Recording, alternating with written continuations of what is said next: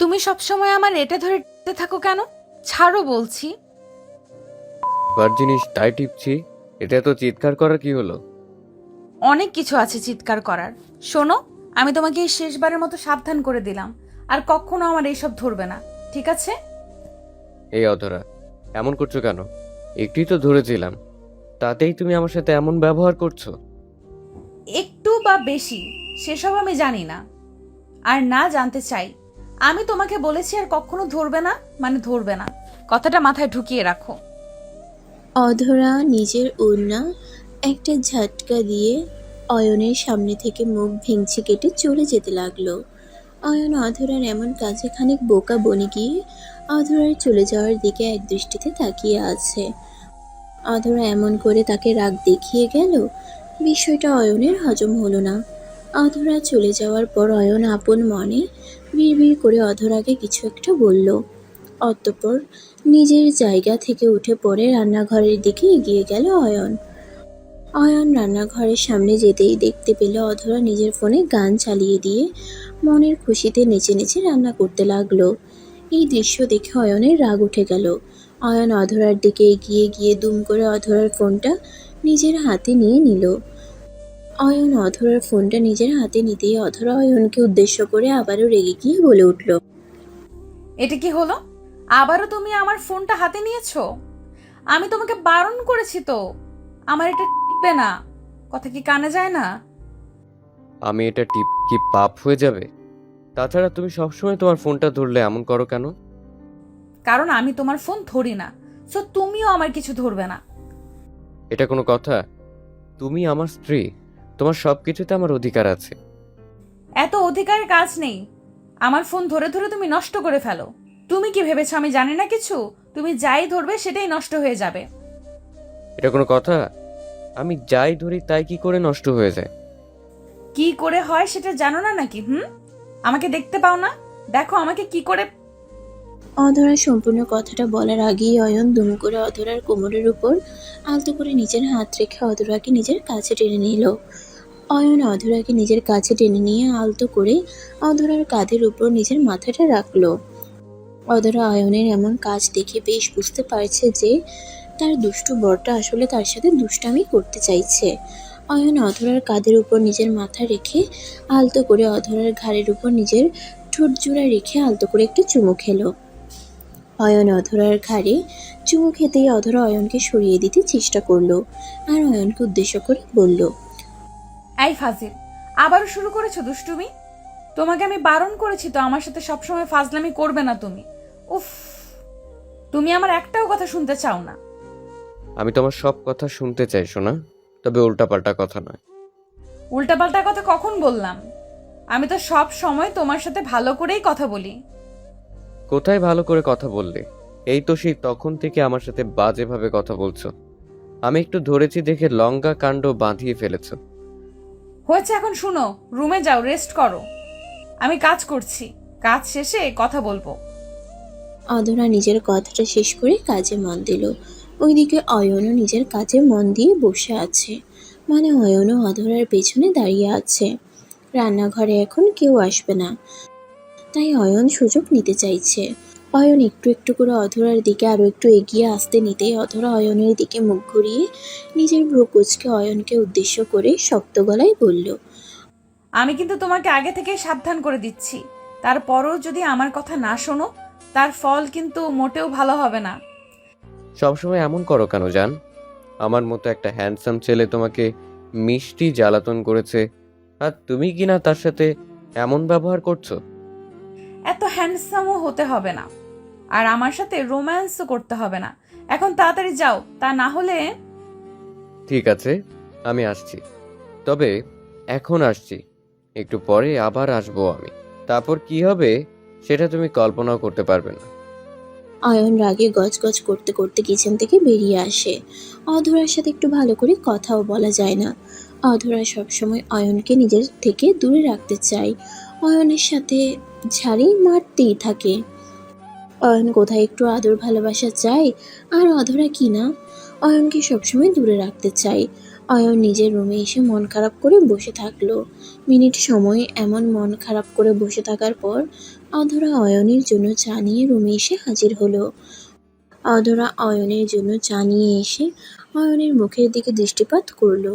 অয়নের মুখটা দেখে স্পষ্ট বোঝা যাচ্ছে যে অয়ন রেগে আছে। অধরা অয়নকে রেগে থাকতে দেখে মুচকি একটা হাসি দিল আর অয়নের দিকে এগিয়ে এসে অয়নকে উদ্দেশ্য করে বলল, কি হলো জনাব? এমন করে মন খারাপ করে আছেন কেন?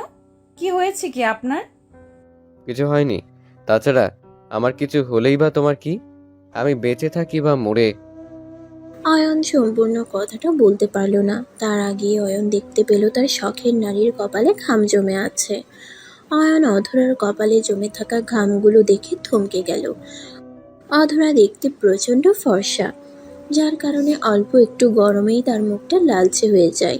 একজন পুরুষ সবসময় তার বিপরীতে থাকা নারীর কাছে আদর, ভালোবাসা সহ অন্য সকল কিছু প্রত্যাশা করে, কিন্তু কখনো একজন পুরুষ সেই নারীর মনের কোণে জমে থাকা কষ্টকে অনুধাবন করতে চায় না। একজন পুরুষ কখনো নারীর কষ্টকে নিজের ভিতর নিতে পারে না।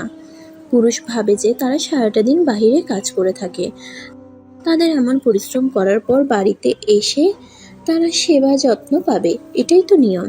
কিন্তু তারা ভুলে যায় সারাটা দিন বাড়িতে যেই নারীটা থাকে রান্নাঘরে দিনের অর্ধেক সময় কাটায়, আর বাকি অর্ধেক সময় তার সন্তান ও সংসারকে গোছাতে চলে যায়। সেই মেয়েটারও একজন পুরুষের মতো মাটির শরীর, সে শরীরেও ক্লান্তি আছে। আজ অয়ন অধরার দিকে তাকিয়ে কেন যেন নিজের ভিতর এক অদ্ভুত পরিবর্তন লক্ষ্য করলো। অয়ন অধরার চোখের দিকে এক দৃষ্টিতে তাকাতেই অধরা অয়নকে উদ্দেশ্য করে বলল, আরে পাগল, আমি তোমাকে অপূর্ণ রাখবো না। আগে কাজগুলো শেষ করি, তারপর না হয়। অধরা, তোমাকে আমি কিছু বলতে চাই। তুমি কি আমার একটা কথা শুনবে? একটা কথা? কি কথা? বলো না। আমি তোমাকে একটু জড়িয়ে ধরতে চাই, ব্যাস। আর কিছু লাগবে না আমার। অয়নের মুখ থেকে এমন কথা শোনার জন্য অধরা মোটেও প্রস্তুত ছিল না। অয়ন হঠাৎ করে এমন কথা বলছে কেন, সেটাই অধরার ভাবনার বাহিরে। অধরা অয়নকে অনেক আগে থেকেই জানে। কেন যেন অধরার আজ নিজের প্রিয় মানুষটিকে বড্ড অচেনা লাগছে। অধরা নিজের মাথাটা হ্যাঁ সূচক ভঙ্গিতে নাড়াতেই অয়ন অধরাকে জড়িয়ে ধরল। অয়ন অধরাকে জড়িয়ে ধরে অধরার কপালে নিজের ঠোঁটজোড়া ছুঁয়ে দিয়ে ভালোবাসার পরশ এঁকে দিল। অয়ন অধরার কপালে ভালোবাসার পরশ এঁকে দিতেই অধরার ঠোঁটের কোণে মুচকি হাসির রেখা উঁকি দিল। অধরা অয়নকে উদ্দেশ্য করে মুচকি হাসি দিয়ে বলল, আচ্ছা জান, আপনার হঠাৎ কি হয়েছে? এমন করে বদলে গেছেন কি করে? আমি কোথায় বদলে গেলাম? আমি ঠিক আছি। না জনাব, আপনি ঠিক নেই। আমাকে সত্যি করে বলুন তো কি হয়েছে আপনার? তা না হলে কিন্তু আমি আপনার সাথে আরই করব। ধুর পাগলি, কিছু হয়নি। আচ্ছা চলো, তোমার রান্নার কাজ বাকি আছে তো, আমিও তোমাকে একটু হেল্প করব। এসো। অয়ন অধরার হাত ধরে অধরাকে নিয়ে চলে যায় রান্নাঘরের দিকে। অধরা বোকার মতো অয়নের সাথে হাঁটতে লাগলো। অয়ন হঠাৎ করে এমন করছে যে অধরার বিশ্বাস করতে কষ্ট হচ্ছে যে তার এটাই অয়ন। অয়ন অধরার সাথে কিচেনে এসে যতটা সম্ভব অধরাকে সাহায্য করলো। দুপুরের খাবার একসাথে খেয়ে নিয়ে অয়ন আর অধরা একটু বিশ্রাম নিতে বিছানায় গিয়ে শুয়ে পড়ল। অধরা অয়নের বুকের উপর মাথা রেখে শুয়ে আছে, আর অয়ন অধরার মাথায় আলতো করে নিজের হাত বুলিয়ে দিচ্ছে। অধরা নিজের চোখ বন্ধ করে অয়নকে উদ্দেশ্য করে মৃদু কণ্ঠে বলল, আচ্ছা অয়ন, তোমার কি মনে হয় না আমাদের একটা বেবি নেওয়া উচিত? আর কত বছর এমন করে থাকবো? এখন বেবি লাগবে মানে খুব তাড়াতাড়ি হয়ে যাচ্ছে না? তাড়াতাড়ি কখন হলো? তোমার আমার বিয়ের তো প্রায় 2 বছর হয়ে গেছে। এখন একটা বেবি চাই। বুঝলাম। বেবি যে নিবে, তার আগে আমাকে বলো, বেবি নিতে হলে যে কষ্ট করতে হয় সেটা কি সহ্য করতে পারবে তুমি? কেন পারবো না? আমি নারী, আমি সব পারি। তুমি আমাকে বেবি দিবে কিনা বলো? হুম, দিব না। তাছাড়া এখন তোমার শরীরের অবস্থাও ঠিক নেই। আমি চাই না কোনো পরিস্থিতিতে তোমাকে হারাতে। উফ, আমি হারিয়ে যাব কোথায়? আমি কোথাও যাব না, তোমার কাছেই থাকবো। আমার বেবি চাই মানে বেবি চাই। অধরার কথাটা শেষ হতেই অয়নের ফোনটা বেজে উঠল। অয়ন ফোনটা নিজের হাতে নিতেই ফোনের স্ক্রিনে ভেসে আসলো একটা মেয়ের নাম্বার। এই মেয়েটার নাম কলি। কলি হলো অয়নের কলিগ। অয়ন আর কলি এক অফিসে কাজ করে। অয়ন কলির ফোনটা পিক করতেই কলি অয়নকে উদ্দেশ্য করে বলল, হ্যালো মিস্টার, কেমন আছেন? জি ভালো আছি। হঠাৎ করে আমাকে কল করলেন যে, ব্যাপার কি? ব্যাপার বলতে একটু কথা বলতেই কল করেছি। এখন কি করছেন? ফ্রি আছেন তো? জি, আমি ফ্রি আছি। বলুন না, কি বলবেন? আসলে অয়ন, আমি একটা ঝামেলায় পড়েছি। আমার রাতে এখন ঘুম হয় না, শুধুমাত্র আপনার কথাই চিন্তা করি। আপনি এত... কুলি কথাটা শেষ হবার আগেই অয়নের স্ত্রী অধরা দুম করে অয়নের কানের উপর থেকে ফোনটা কেড়ে নিল। অধরা ফোনটা কেড়ে নিয়ে নিজের কানে ফোনটা ধরে কলিকে উদ্দেশ্য করে ভীষণ কর্কশ কণ্ঠে অধরা কলিকে উদ্দেশ্য করে বলল, আপনার ঘুম না আসলে আপনি নিজের স্বামীকে বলুন, আমার স্বামীকে কেন বলেন? হ্যালো, আপনি কে বলছেন? আমি অয়ন সাহেবের একমাত্র স্ত্রী বলছি। ভাবি, আসলে আপনি যেটা ভাবছেন সেটা ঠিক। Shut up! একদম কথা বলবেন না। আমার স্বামীর কথা ভেবে ভেবে আপনার ঘুম হারাম হয়ে গেছে। ছি ছি ছি, এইসব কথা একটা মেয়ে কি করে বলতে পারে? আরে, আপনি আমাকে ভুল ভাবছেন। আমি আসলে অয়ন সাহেবকে... আর কখনো আমার স্বামীকে কল করে আপনি বিরক্ত করবেন না, কথাটা মাথায় রাখবেন। রাখছি। অধরা রাগে গজগজ করতে করতে কলটি কেটে দিল। অধরা কলটি কেটে দিতেই অয়ন অধরার দিকে ভ্রুকুচকে তাকালো। অয়ন অধরার দিকে ভ্রুকুচকে তাকাতেই অধরা অয়নকে উদ্দেশ্য করে বলল, এইসব কি? তোমাকে না বলেছি আমি কখনো কোনো মেয়ের সাথে কথা বলবে না? আমার কথা কি কানে যায় না তোমার? আরে, উনি তো আমার কলিগ, তাই কথা বলতে হয়। তাছাড়া উনি তো আর আমার সাথে বাজে কথা বলেনি। বাজে হোক বা ভালো, তুমি কথা বলবে কেন? তুমি জানো না আমি এসব পছন্দ করি না? জানো না? আচ্ছা, সরি সোনা, আমার আর কখনো কারোর সাথে ফোনে কথা বলবো না, প্রমিস। না না না, এইসব প্রমিসে কোনো লাভ হবে না। তুমি আমার সাথে সবসময় এমনটাই করো, যেটা আমি পছন্দ করি না তুমি সেটাই বেশি করে করো। আহা, বললাম তো আর কখনো কারোর সাথে কথা বলবো না। এবার তো রাগ করা বন্ধ করো। আজ তোমাকে বারণ করছি তো, শোনো না আমার কথা। যেদিন আমি মরে গেলে... অধরা সম্পূর্ণ কথাটা বলার আগেই অয়ন অধরার মুখের উপর নিজের হাত রাখল। অয়ন অধরার মুখের উপর নিজের হাত রেখে অধরাকে আটকে দিল। অয়ন কোনোভাবেই চায় না অধরাকে হারাতে, আর এই কারণেই অয়ন সবসময় অধরার পছন্দ অপছন্দের কথা চিন্তা করে। অয়ন অধরাকে থামিয়ে দিয়ে আলতো করে অধরার ঠোঁটজোড়া নিজের দখলে নিয়ে নেয়। অয়নের এমন কাজে অধরা নিজেও নীরব হয়ে গেল। অয়ন অধরাকে মিনিট দুই চুমু খাওয়ার পর আলতো করে অধরাকে ছেড়ে দিল। অধরাকে ছেড়ে দিতেই অধরা অয়নকে উদ্দেশ্য করে বলল, আচ্ছা অয়ন, আমি কি তোমাকে খুব বেশি জ্বালাতন করি? আমার উপর কি তুমি বিরক্ত? আরে না ফাজিল, আমি জানি তুমি আমাকে নিয়ে এত বেশি চিন্তা কেন করো। তুমি আমাকে হারাতে চাও না, এই কারণেই আমাকে সবসময় নিজের ভালোবাসায় বন্দি করে রাখতে চাও তুমি। আর আমি এতে কিছুই মনে করি না, জান।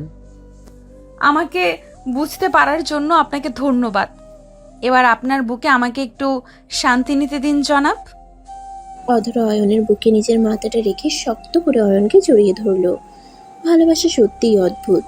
প্রিয়জনকে কখনো অন্য কারোর সাথে ভাগ করার কথা ভালোবাসাই থাকে না। প্রিয়জনকে হারিয়ে ফেলার ভয়ের নামটাই ভালোবাসা।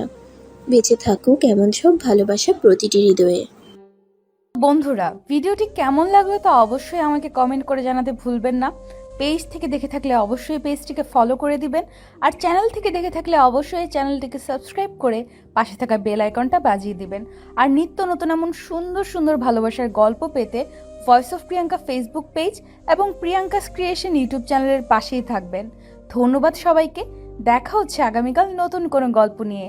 ততক্ষণ পর্যন্ত সবাই ভালো থাকবেন, সুস্থ থাকবেন, আর আমাকে সবাই অনেক বেশি দোয়া এবং ভালোবাসা দিবেন। আল্লাহ হাফেজ।